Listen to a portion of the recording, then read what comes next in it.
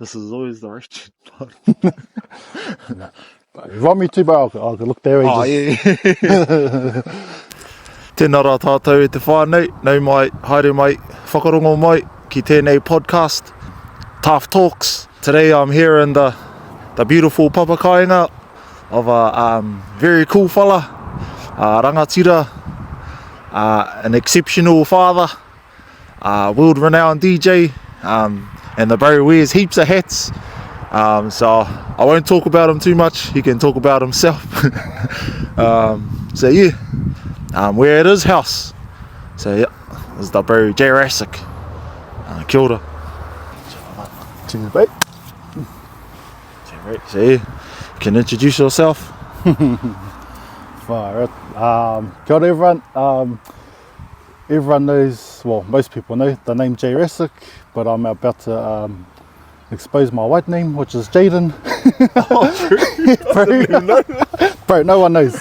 Only the aunties and the close ones know that name, and it only came out when I'm in trouble. So that's why you never hear it. But yeah, my real name's Jaden. Jaden Bartlett. From here, right here in Kohupatiki. Yeah. Sweet brother. Yeah. So where are we, brother? We're on my back lawn. So we're here in Kohupatiki. So this is my whare here. It's our whānau home, so I grew up. This lawn that we're on, I've run amok on it since I could walk. Yeah, so Heaps of bull rush. yeah, bull rush, rugby, but everything on this lawn. Yeah, so got the space for it. Yeah. Me and cuz. Yeah, firstly I just wanna mihi to you, bro, for opening up your fellas whare. It was pretty cool driving through Pakowhai and just all the way through Kohupatiki and just heaps of old memories. Yep. So I was pretty buzzy. And I'm just excited to get to know you a bit better, brother. So yeah, thank you, brother. Oh, cheers, bro. Yeah, so straight into it, brother. We always start off with quick fire questions. These questions just sort of break the ice. Yeah. And make it less serious, less nerve breaking. But first question, bro, just the first thing that comes to your mind, what's your favourite food? Hangi. Favourite colour? Green. Oosh, same. Yeah. This is a hard one. Favourite song? It can be five. It can be five, bro. Oh, hecka. Bro, you got me, man. Shucks. Actually, I've got one right now. Is a song called Next Phase by Subtribe. Oosh. So I think they're half, well, there's a few Māori cousins in there, but half of the other band are Australian too. But yeah, no, they just got a mean sound. It's not a new sound, but it's a refreshing sound within the reggae genre. So yeah, I think those dudes hard out. One, and then of course everyone's favourite, LAB. I can't pinpoint a song that I like from them, but just yeah, LAB. Cause you got me, bro. I can't even think of anything else. Sorry, bro. I can't. Kate's pie, bro. I know that's a huge question. Yeah. Another question.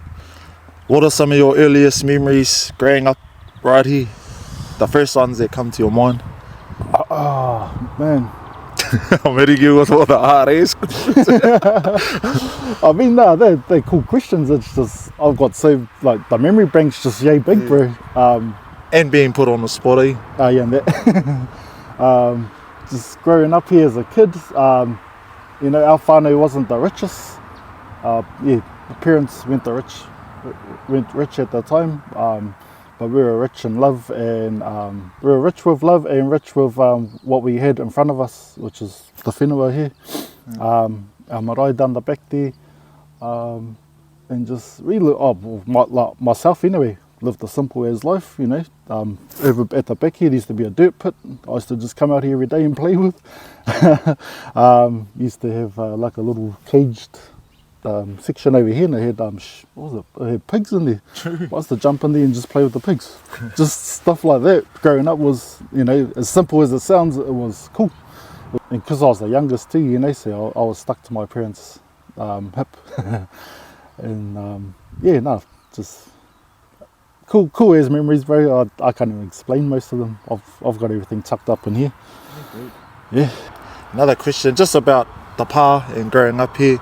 So I remember, I don't know, I've asked you this question, but I remember you saying like, yeah bro, I'm born and raised on the pa. I thought that was mean, eh? Yep. Like, I was a little bit different. I was brought up in Hastings in town. Yeah. So I think, I don't know where I'm going with that question. But I suppose like growing up here on the pa, Yeah.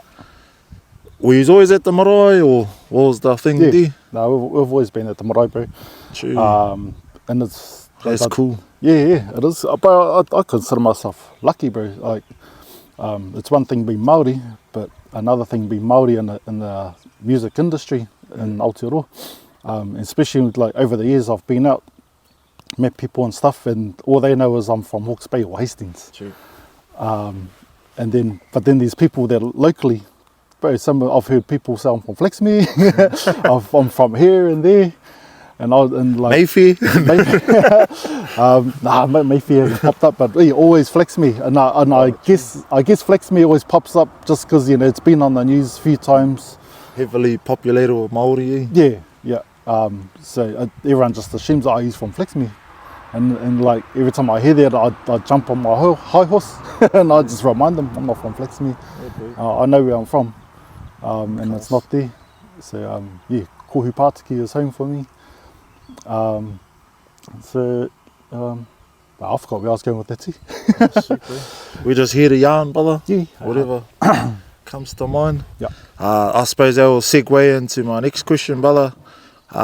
Being that you're a DJ, what kind of music was your whānau listening to growing up, and do you think it's influenced the music, your musical taste nowadays, or how was it influence what you do now? Bro, it has. Yeah, it's a funny story, bro, because majority of Māori whānau growing up in the 80s, 90s, there was always your typical garage parties, shed parties. Yep. My old man, I wouldn't say my old man was a muso. He was just one of those tutu fellas that knew how to play the 3-chord party songs in the shed. With one string. Something like that, bro. Yeah. Everyone out there don't know about the one string playing there. Shows how old we're getting. But yeah, so shed party days, bro, was kind of like my first taste of music, I guess.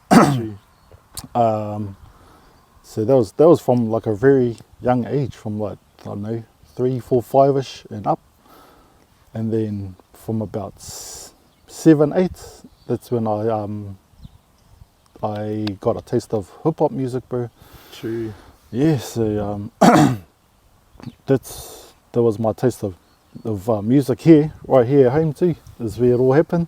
Hey. Yeah, bro. Yep. So everyone out there that's watching, there's a garage right behind us. Yeah, it's iconic. Not behind us, over there. yeah. So that's where everything's happened out of that garage, bro. We've had a few people come through that garage too. Man. DJs, bands. Yeah. But yeah, the whole influence thing of music was probably the hip hop in the 90s. Yeah. Oh, was that for your siblings or? Yeah, my older brother and another family friend of ours, Darren Welsh. Oh, true. Yeah. Uncle. Is he uncle? Yeah, true. Yeah. So him and my brother were like husband and wife, bro, in high school. They were like that. Yeah, I don't know how, but they ended up being DJs in high school. And then, bro, I didn't even want to be a DJ. That wasn't on my mind. Yeah. But I wanted to be a train driver.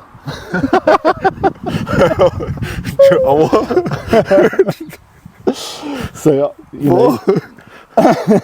See, there's another secret I'm letting out. You true, bro. I got the gold. You got the gold, bro. Brother Jaden. No.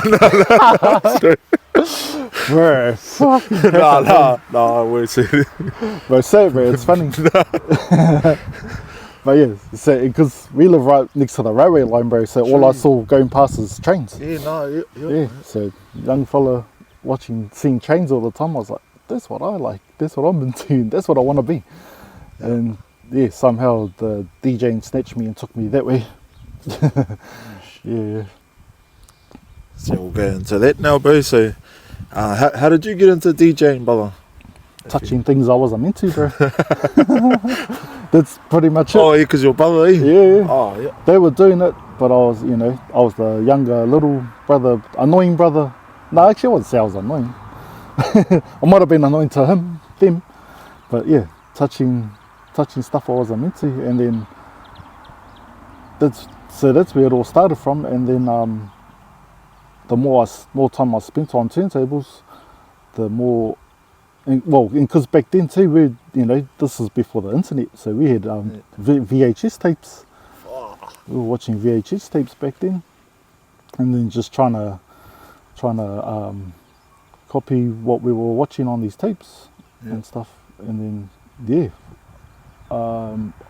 looking back, at the time I didn't know, but looking back now, I noticed that I could pick things up easy by watching. True. Yeah. And then even still, bro, like DJing wasn't on my mind to, carry it on or anything. It was just something there that was in front of me that I just kept touching all the time. And then as the years went on, between like the ages of 7, 8, right up to about 11, 12ish, and that time in that time spaces, was kind of like my learning years, I guess. Yeah. 7, bro. Yeah. Wow. It's crazy. And like I was typical young Māori boy, bro. I had my PlayStation and all that. Yeah. Had my cousins to play with over the paddock. But just I got drawn back. Yeah, just got drawn back to the turntables, bro. And that was that ended up being my PlayStation in the end. Man. My game time. Because I remember that I did have a PlayStation 1 and I still got it too. There was I had my PlayStation time when I did, but then DJing ended up being I actually ended up shafting my PlayStation, bro, and packed it away and left it. It's been packed ever since. And I still got it. Yeah, it's still sitting in the bag. So DJing became my PlayStation, bro. And then Mean, bro. So fast forward a little bit, I watched one of your videos, bro, and you talked about the hookup tour. Yeah, bro. Do you wanna talk about that? Yeah. So this is 20 years ago this year. Yeah. I was 14 at the time. I was fifth form at Boys High, Hastings Boys. Yep. HBHs. You remember, you were there, eh? Yeah, bro. Boys High? Mr. Shaughnessy? Yeah, bro. So he was my teacher there. Oh, Shady. Yeah. So Mr. Shaughnessy was my teacher that year, 2004. And my cousin Mel, I can't remember how it happened, but she got us on there. So we went to Napier. She done like this. They said to us, they had the big ass cameras then. This was before camera phones. So they had the camera and they said, give us a song or something. So she sung to the camera, and then after that, while she was doing that, it was like a workshop thing. Yeah. So she was doing that. I was over this side of the room, Breakdance. breaking hips. I was over this side of the room being a groupie and fanboy to Scribe my record, Severe. Who else was there? Nemesis, Ill Semantics, and Brother D. So I was enticed of what just being in the presence of those artists at that time, and I was just like, fuck, Buzzy. And then later that night we were on stage, bro. So she got us that slot. We were on first too, and that was my first ever gig. Usually with your when you start off something, you start small and grow, you know, grow bigger. Now it's the total opposite. Straight bro. to the top. Straight to the Well, to us, it was straight on top. we were straight to the top, bro. Well, you know, we got thrown in with the sharks, pretty much. Vicious. And that's kind of where I learned how to swim, I guess, in the deep waters with all these big name artists who were out at their time. And how old are you? 14. I was 14 at the time, yeah. So by the time I had reached 14, or you know, like my high school years, I noticed I was a skilled DJ and turntablist for my age. Yeah. Yeah. So and I was pretty confident too. That like I knew I could do this in front of a crowd. True. So like I was nervous, but even though I was nervous, I wasn't shy being in front of a crowd. Yeah, that's what I buzzed out about you, bro. Because we were both talking about how we're both shy. Yeah. But I just felt like I can be in front of thousands of people, where this is, you know. Yeah. Not a drop of sweat. Whereas me, I'll be going. It's just that backing yourself, I suppose. Yeah. Just knowing that you've got the skills, Yeah. So I don't know, you know. So at the time, bro, because you're 14, you know, you're high school. I'm in my teens. I'm an older teenager back then, and you don't know a lot, and you don't notice a lot. Now that I look back at it, and I don't know. I actually, even now, bro, my body and everything's pretty calm when it comes to crowds. True. Even then, it was too. Like I've been sweet as in front of crowds. I'm sweet performing in front of crowds. If I'm away, if I'm not DJing, but I'm in the crowd, bro, that's when that's when I start peaking, bro, and their body starts looking freezing up, So that's when the whole, you know, I get anxious, bro. Get anxious, you get anxiety, in front of crowds. Even sometimes I could be in countdown, supermarkets and stuff, walking around, bro, and it's like I'm quietly sketching out, just walking past people. Like, yeah, bro. Hard. That's why I usually wear my hoodie in there. Yeah. So not a lot of people get that. Yeah. You know, they're like, hey, what are you shy for? You can DJ in front of fucking crowds and stuff. I'm like, yeah, that's because you know JAYRASIK, you know Jaden. Yeah, true. Yeah. And a lot of people get that mixed up, bro. People say they know me, but I'm like, you don't know me, you know the DJ. Yeah, bro. And a lot of people don't, I don't know what goes on in their head, but they assume they know me. You're that fella 24/7, I suppose. Bro, yeah. And I get it. They see JAYRASIK on, you know, the social medias, the stages, whatever. But when I don't have that DJ portai on and I'm just at home, Māori boy from Koupatiki, bro. Whole different story that one. I get that, bro. Same with moko. Like I'm anxious as, bro, like. But then when it comes to my mahi, all that goes and all my focus is on doing the best mahi I can do. And people think that you're like that all the time, just confident as, but it's just nah. When it comes to the mahi that you do, that you're passionate about, that takes over, and I think we can become another person, I suppose. Put on another portai. I just got another question, bro. So 06. What? I really want to know that story, bro. They were a big influence on my younger years. Hard up, bro. So end of 2005, one of our bros, his name's James Hutana. He was the person who started 06. Oh, true. Yeah, bro. Did it start? And I can't remember. Well, there's one day I remember, like, this one particular day I remember was me, him, Darren. I think Tiffany was there too. And there was someone else. I can't remember who. Oh, it was. Actually, no, it wasn't. But there was someone else there. We were sitting on the beach in Napier. And I think that's where the idea stemmed from. True. This 06 thing. So this was 2005, and then the whole 06 thing, like, really kicked off here in my garage.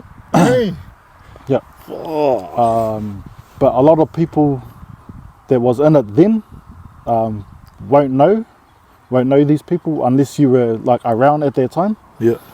Yeah. So and Do you want to just let them know what 06 is, or like? Bro, I can talk a little bit. They were huge, bro. Yeah. Like, I remember me and the bros would like, we'll get a CD, and there'll be like 20 songs. Yeah. And then like, cause you fellas were like pumping out songs all the time. Yeah. And it was mean. And there was heaps, but they were the first kind of crew where I was like, oh, they're from Flaxme, or you know, they're from Kohipatiki, they're from, you know, this place. Yeah. So yeah, I don't know where I was going, but yeah, carry on. Sorry, bro. No, all good, bro. So there's actually 2 eras to 06, bro. True. So there's the starting era from like when we first kicked it off, James. Yeah. There's that era, and then that whole crowd kind of shifted, went away, and then the next era was when Reg and them came along. Oh, I think that was what I was talking about. Oh, So true. that's the 06 everyone knows. Oh, yeah. You know, this is when social media just started out. Then was True. with the Bebo and all that, and MySpace. So that's the era of 06 that everyone knows, because the music was getting put out there. Oh, yeah. You know, was on CDs, and then the Bebo and all that. But so yeah, only the ones, the real ones, Yeah. that were around at that time know the whakapapa. The whakapapa, yeah. The first era of the 06. True. Yeah. The foundations. Foundations, yeah. And Tipene was one of the OG members. Myself, Mel. Yeah. One of our other bros, Loopy. Yeah. Who else was there? I think Rob. Oh no, yeah. There was a few people in there from the start, but I don't. Only the heads will know those people though. Yeah. True. What was the intent, or what was the vision for? Yeah. From the beginning. So the 06 thing was created. So like, you know how Dawn Raid. So you had the Dawn Raid umbrella. Then you had all the different crews under that Dawn Raid name. Yeah. Or the 06 not try to, but do something similar. Oh. So you had the 06 banner, then the thing was to have all these different crews under it. But yeah, even when we first, that was the whole thing of it, starting of it. And then, I forgot what I was going to say.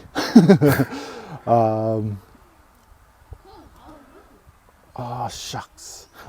So yeah, at that starting point, you know, we were still trying to figure it all out, bro. Yeah, true. You know, we were just, This was the meetup spot here, because people lived in Hastings, Napier. I think one of the bros were from Homewana at the time, and because I was in the middle too, so everyone, you know, came here. So this is where we had our hui. But yeah, we were all just we didn't know where we were up to. We were just doing the music thing and just seeing where it would take us, sort of thing. True. Yeah, you know, we were all young back then too. So yeah. Big dreams, I guess. Wicked, brother. Yeah. I suppose we better start talking about moko.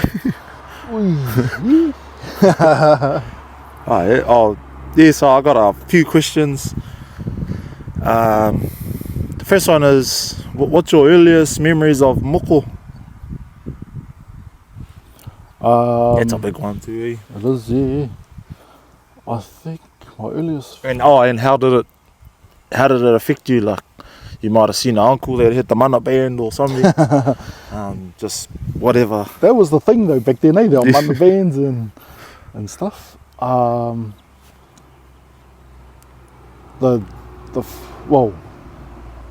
was I can't remember the book. There was a book out. I think it might have been Mana magazine. No, it wasn't a magazine. It was an actual book. Oh, eh? I forgot who the book was, but my brother had it. You know, and it had photos in there, you know, Puoro and everything. True. But my earliest that I can remember was one of our students at Hastings Boys at the time was Hikawira Elliot. Oh, yeah. He had his forearm done. Oh, true. Yeah, and I looked Back then, yeah. And I was like, hey, what does this mean? And I think at the time he was the only one who had his arm done at that time too. Yeah. I was like, oh man. And this is through high school too. So even through my high school years, bro, I didn't even think you know this. Actually, no one does. I used to sit in class, as you do, just to draw moko, bro. Yeah. I had an inkling. Oh yeah. Yeah. I knew. I don't know how, but I knew you'd be into the drawing and everything. Yeah. And then, so I used to, draw my book. Yeah. I've actually still got the books, bro. Those drawings from back then. It's not heaps. It's just a couple of pages. But back then I used to just hard out draw moko. Straight up. Yeah, bro. And I even had the thought too. I was like, that'd be cool. I ended up being like a moko artist or something. Oh, bala. Yeah, bala. So crack up is like I didn't want to be a DJ, but I wanted to be a train driver. But and then somehow I had the thought of being a moko artist too. Back then, yeah. vicious. And because I was good at drawing, bro. Yeah. I was good at drawing, so wouldn't surprise me, brother. you got a bag of tricks, eh? Yeah. So that's my earliest memory I can remember moko being around and like physically in my face. Yeah. Was Hikuwera having his forearm done. Actually, and then I remember Carlos Spencer had his forearm done at that time too. Yeah. Back in our Super 12, was it Super 12 or Super 8 rugby? Yeah. Back then, something like that, eh? So yeah, back around that's like what late 90s, early 2000s. Yeah. So that's my first taste of moko, bro. See. So I remember one of the first times I met you, bro, was with one of the standout memories anyway. When I first met you was with Ben. Yep. And we were in that production company. BO3. Yeah, bro. Yeah. And we were at someone's house. On the Marine Parade? Nah. What's the bro's name? TK. Oh, Tamati. We're at his house having a barbecue. Oh, true. Yeah. And I remember hitting you up about your moko on your arms and that. Bro, I remember when I first seen those, I was like, bro, I was buzzing out. Hey. Yeah, because they were like, I was used to, I want to say mangaro. I was used to seeing that kind of jobs. Yeah, but that was all I was used to. And then when I seen new ones, I was like, hey, wow, those are mean. And I was asking you about them, and I was like, wow, those are different. Yeah. And who did your moko, bro? A few. Tamararo done my very first ones, bro. Oh, yeah. Tamararo Raihania, Yeah. Which ones did he do? It's been, I'm trying to think. It was this one up here. Oh, yeah. And this bit. So this bit here, bro, it was in 3 pieces. So that part there, and underneath. Oh, true. And like, so how it came about, bro, was because you know how I used to, telling you I used to just draw my book and stuff. Yeah. And then I started going from my book onto my skin with pens. And then one day my auntie was like, do you want some proper ones? And I was like, oh yeah. I think I was 15 or 16 at the time. And you got those done? I think I did. Pretty sure these were my first ones. And at that time, I think Tamararo was just starting out. True. Old Tums. Yeah. So at that time, and being young, you just automatically think, yeah, he's doing moko. You know, the man. He's the man. Yeah. Little did I know he was just starting out. And then, so my auntie took me over there, got them done. And I was like, at the time I'm like, oh, man. But then I started seeing other people's and I was like, hey. And I feel stoked for saying this because, the bro was still learning, but there was one's better than mine. Yeah. But in saying that though, I went back to him like years later and got this piece done. So you could definitely see the progression. The progression, yeah. Oh, man. So it was all learning and stuff, so yeah. So you were drawing on yourself hard out, so you obviously wanted to get moko. Yeah, bro, yeah. Oh, yeah. Because at that time I slowly started seeing it around more often on people. Yeah. And then I think I got my calves done. Was that Tums as well? Yeah. I was 16 when I got my calves done. 16. Yeah. And I remember the day too. And I remember where I got it done. Whereabouts? Baby. Oh, yeah. Oh, man. 16 at the time. I suppose we'll talk about your peha, bro. Oh, yeah. What inspired you to get that, and just what inspired you to get that, and how much of a process was it for you in terms of leading up to it? Been in the music industry, bro. Yeah. I mean, you know, you've got all cultures. You're Māori, Islander, everyone, but you didn't really see much people carry moko. If they did, or you know, it was up here but covered. Yeah. And stuff. And then I was like, for my 30th, I'm gonna get my pūoro done. This is what I told myself. So and then I got it started. And then if you look around, there's like in the industry, there's not really much artists or musos who do have their pūoro done, or you know, they've got their moko done and everything, but it's all these pieces, the standard. Yeah, the standard arm pieces and stuff. So yeah, I was going with that story now. What did you do to prepare for it anyway? Was there anything different, or was it just jump on a tepu and into it? Yeah. So like I said, I told myself I was going to get it done. You know, and I knew going into it, it's going to be a bit of a process. Yeah. You know, you're on the table for X amount of hours. So yeah, I mentally prepared myself for it, bro. And then being on the table too, my body, everything, my body and water and everything was calm, bro, throughout the whole process. Man. So I was the opposite, brother. I was broken. Yeah, I mean, yeah, there was parts in there where I was broken, bro. There was one part in there I was in tears. Yeah, bro. Yeah. But I was prepared for it, you know. That's what comes with it. Yeah. And yeah, I took it on, bro, and it was sweet. Came out the other end all good. Yeah, brother. And how was it? I don't know, not affected, but how was it? Or what has it done for you now? Now that you're wearing it, you're doing your mahi, being a dad, all that stuff. How was it? What has it contributed to your life anyway? That's a hard one too. It gives me the sense of being complete, bro. I guess. True. Especially over my DJ journey. Yeah. You know, because I knocked 20 years on the head this year with that. Mean, bro. You know, so I've done some cool stuff throughout the years with it. Yeah. And then getting my pūhoro on my 30th, well, for my 30th, yeah, it was kind of like the I reached that, I don't know what you call it. Milestone? Yeah, I guess, yeah.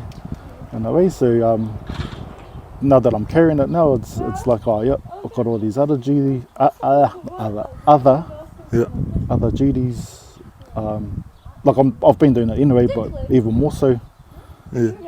Just for my whānau, the kids, around here at home, and a lot of it's helping people too. Like I've like even with the DJing, bro. Like even though I'm an active DJ, I've also started putting it. Like I've been helping people. I've been teaching it as well. True. So yeah, kind of. You know, I've had my time in there 20 years going like this. Yeah. Now I'm not going downhill, but you know, I'm riding the line, helping everyone up. Yeah, pulling everyone up now. Man. Yeah. So I've always been the person that's wanted to always help people in any way possible. Too much, brother. So yeah, and I've found my way, and that's through the music and the DJing. You know, open those doors for everyone else. Oh, mean, brother. Yeah. Hey, especially if someone can make it from the marae, bro. This tranquil. Yeah, bro. Yeah. So, mean. And funny you say that, bro, because like everyone. Oh no, I've heard it over the years. Everyone's like, oh, you have to move to the bigger cities to get places. Yeah. And I every time, like, I don't say anything, bro. I just hear it and crack up to myself. So why am I still living in Kohi Party? It's true, brother. Yeah. this is just stuff I tell myself, bro. Yeah. Have little laughs to myself, because and again, I'm a quiet person, bro. I take in what people say, have a laugh, and then carry on. Yeah. Oh, I mean, so might be the last question, brother. We've been talking for a while, but what are your hopes and dreams for these fellas, the next generation? You've kind of already answered it, but what do you, in terms of moko aspect, would you want to see your young fellas follow, the pathway that you've created through moko and music? Hey, they go kind of hand in hand. Yeah. What are your dreams for them in the future? As a papa, bro, it's my duty, and their mothers. We're already doing it. But they're getting older now, and they're slowly coming into their teenage era. True. Yeah. So Do the old, hey, when I was 7, I was already doing that. bro, I sound like a broken record, and I have dropped that bloody line on them before. Because especially when it comes to the internet, I've always said to these fellas, go outside, man, go run around on the paddocks, blah blah blah. They're like, but it's boring. And I think back, I was like, how can it be boring though? We had the maddest fun running around out here playing bull rush. Even walking through the railway line over to Whakatū late at night, just things like that. Yeah, and this was our playground, bro. Was the whenua around here, the marae. Different era now. Yeah, then I got to remember. Yeah, it's a different era. Just the technology's taken over.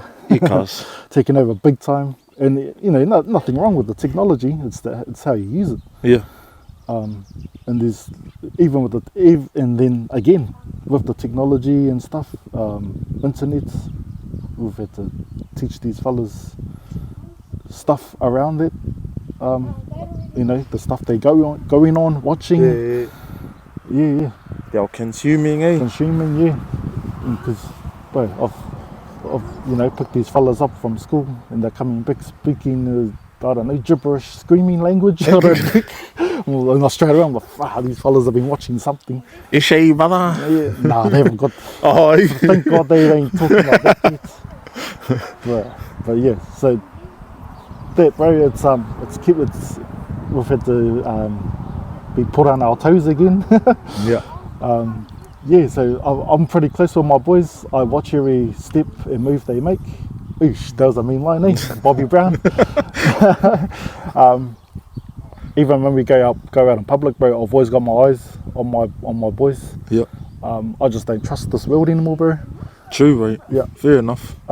Just too much. It's too dangerous, bro. Yeah. Yeah. So I've always got my boys in my sight or within my range. But in saying that, when it comes to the learning side of things, I'll let them create their own paths, bro. They know myself and their mother behind them all the way with whatever move they take. Kia ora, bro. My boy Cora, he's always he's the new train guy, bro. True. Yeah. Oh, he wants to drive trains. The train driver, yeah. What? Even last night he was like, because one of the trains went past last night, and he goes, "Dad, can we chase it?" I was like, "Come on in." Jumped in the car, followed it to Napier, bro. Wicked. So, and because I know how passionate he is about trains and stuff, Yeah. I'm not gonna say, "Nah, boy, what for?" Yeah. So yeah, we jumped in the car, took him, and bro, he gets a kick out of just following the train. Man. And stuff like that. I'm like, yeah, this kid knows what he wants to do. Stoke that fire, brother. Stoke the fire, yeah, bro. Teaching them young. And like, everyone's always said to them, they're gonna be little DJs, they're gonna follow in your step. Yeah. And I'm like, yeah, it would be cool, but nah, they'll find their own feet and carve their own paths. Yeah, bro. So yeah, bro, it's me as a puppet, I just gotta keep on them and just keep doing what we're already doing, and make sure they stay on the right path and follow what they want to do after, when they get older. Well, I think you're living proof of the power of dreaming, brother? Yeah, bro. Yeah. If you have a dream, you feed it. Yep. you stay on that path, Yep. anything's possible. Even Yeah, if bro. you're from a small Yep. little pa, Yeah, you can create big waves, eh, brother? yeah, bro, hard out. Because I've noticed that since he was younger, bro, he Yep. he was hard into trains. True. Yeah. Man. And so anything trains, bro, it's always green light. We're either, go and buy a train or go follow a train or Eesh. anything to do with trains. Even if one's parked up, bro, he's straight out the window looking. Yeah. That's like gets a kick out of it, bro. Yeah. Yeah, so he's pretty on the money with the train thing. So yeah, it's up to us to push him or encourage him to go that way. When he finishes school, Yeah. we've told him go to school. Do your mahi, listen to your teachers. The generic lines to your kids. But then sometimes school's not for everyone too. Oh, 100%, brother. Yeah. Whatever's happening at school is a totally different thing to what happens here at home. And I don't know, there's been times I've felt that he's doing well here than more at school. Yeah, well, you got the university over there, eh, brother? Bro. That's it, bro. And and a lot of people won't get that too. Yeah. And bro, in a nutshell, bro, we're pretty lucky and blessed to be living where we are right here, right now, in the sun, bro. Yeah. We've got no neighbours. Well, we do, but they're like a few metres over that way and that way and that way. Yeah, the cousins too. Yeah, they're all cousins, they're all whānau. And True.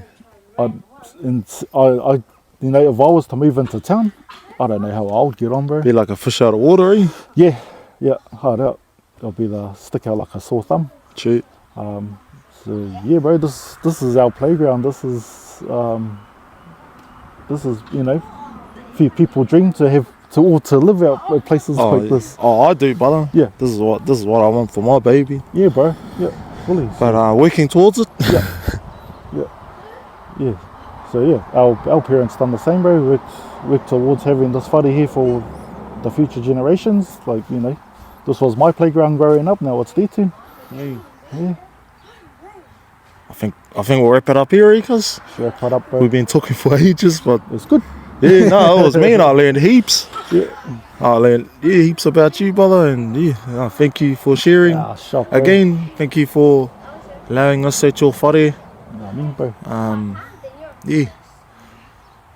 Hope you enjoyed it. Bro, it was cool. It was fun. True. Yeah. See, cuz. Yeah. Thank you, brother.